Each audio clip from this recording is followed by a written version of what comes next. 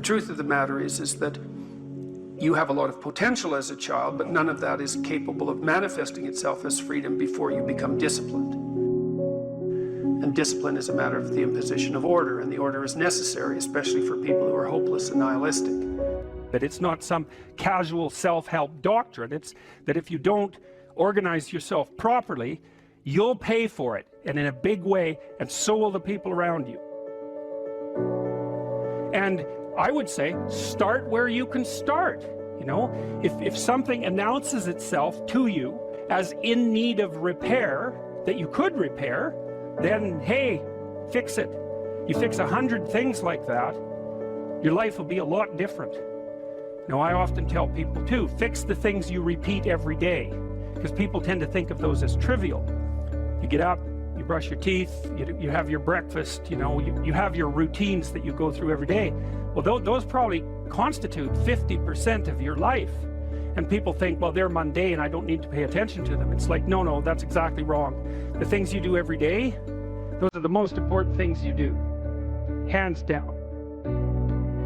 Lay a disciplinary structure on yourself, get the chaos in check, and then you can move towards a state that's freer. It's discipline first. Like, look, if you're going to become a concert pianist, there's going to be several thousand hours of extraordinarily disciplined practice. That's the imposition of order on your potential, let's say. But what comes out of that is a much grander freedom. And so in virtually every freedom that you have in life that's true freedom is purchased at the price of discipline.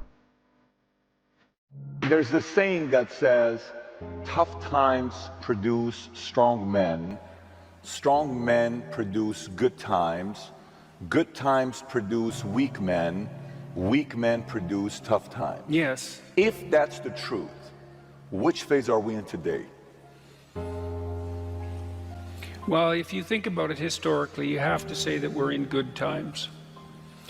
I mean, that doesn't mean everything about the current times are good, and of course life is always tenuous and difficult, but it's 1919. If you go back 100 years ago, imagine what the last 5 years would have been like, right? You would have been, the entire world was encapsulated in a terrible war. The trench warfare was absolutely brutal, and that was a 5-year period, and then that was followed by the Spanish influenza, which killed 120 million people. And you know, so I'd rather be here now than there then by a substantial margin. And I think life is never easy, even under relatively positive conditions, but I would say that speaking on a global level, there's never been a better time for the majority of people to be alive.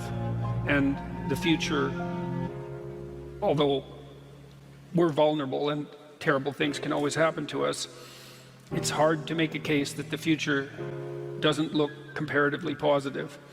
We're becoming extremely technologically sophisticated, and the world is changing at an incredibly rapid rate, and the only way we're going to be able to manage that in a positive way is if each of us, or as many of us as possible, are capable of making wise and careful and truthful decisions. And if we do that, then, you know, maybe things can continue to improve.